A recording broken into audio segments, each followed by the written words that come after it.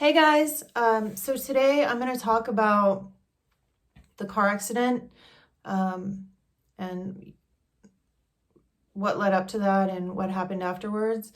And so basically, I got married in September of 2015. The wedding was really stressful and there were a couple of trigger things that happened. I think that kind of set off my manic episode, but I was fully psychotic by December. My husband had he managed to get me into 2 different hospitals. The first one, I stayed there for about a week and they put me on medication. I was not medication compliant at that time, but I pretended to be in order to get out. Once I was home, I stopped taking the medication and I was pretty much never really better in the first place. I wasn't, otherwise I would have continued to take the medication. But then the cop calling on my husband and him having to get a restraining order started happening. And that's when I kind of ended up wandering the streets. And I had a car, so I took my car and I would, drive around and associate with bad people and whatnot. And I would have blackouts and lapses of memory and things like that. And so I ended up going to San Diego, and this is the kind of life-disrupting stuff that happens when you have bipolar type 1. I had been estranged from my biological mother for 11 years, and I decided it would be a good idea to drive all the way to San Diego to hang out and have an iced tea with her. And that's something I would have never, ever done. And it ended up being a little bit disruptive to my life. But that's the kind of thing that happens. Anyways, I ended up wandering the streets, sleeping on the streets. I got hit by the car. When I got hit by the car, I remember being in the hospital, and the hospital psychiatrist was like, well, you need to stay here. You need help. And I was like, no, I don't need help. I'm fine. Let me go. He's like, well, I'm going to admit you. And I said, well, go ahead. As soon as you get me in there, I'm going to call patient rights. And at that point, he decided it wasn't even worth it because I would have been out of there, because you can't, it's very difficult to keep an adult against their will under medical care. So anyway, I got out of the hospital. I didn't have any shoes.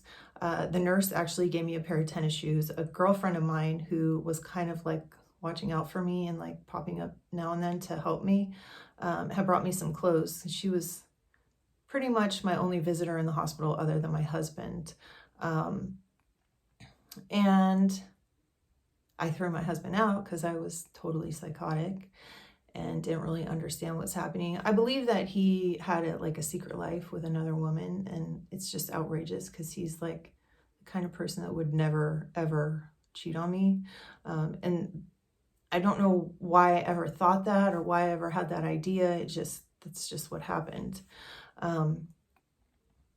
So that was extremely difficult on him and me. I was out wandering the streets and I would call him and verbally abuse him, and he wouldn't know where I was, wouldn't know how to help me. So it was extremely traumatic for both of us. And anyways, when I got to the hospital after I got hit by the car, I had all those fractured ribs. They gave me a prescription for some painkiller. I don't remember. Norcos, I think, but I didn't have any money, so I couldn't get my prescription filled. And I remember sitting outside a Rite Aid, and because I have a lot of pride and a college degree, I really did not, I know it sounds stupid, but I did not know how to ask people for money. Like, my pride wouldn't let me, and also I didn't think that I needed to. Like, in my deluded mind, I believed I had access to millions of dollars. I just had to figure out how. Just weird things like that. But anyway, that night that I got out of the hospital, I hung out outside like that Rite Aid or CVS or whatever it was. And then I stayed there for a little bit. And then somehow I managed to get to downtown San Diego. And that night I slept on the concrete. And I remember I was in so much pain. If you've ever fractured ribs, like you can't even breathe. It's so painful.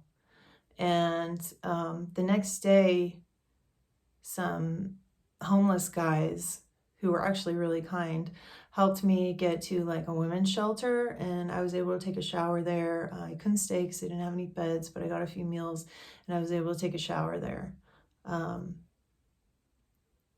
But I'm at 5 minutes, so I don't know if I should keep going or I'll come back tomorrow because I kind of lost my train of thought anyway. But thanks for tuning in. I'll talk more about this tomorrow. What I really wanted to get to was when I got arrested. But I'm going to have to talk about that tomorrow. And then maybe in 2 days, I want to talk about social media and how awful it is for someone with mental illness. Okay, thank you. Bye.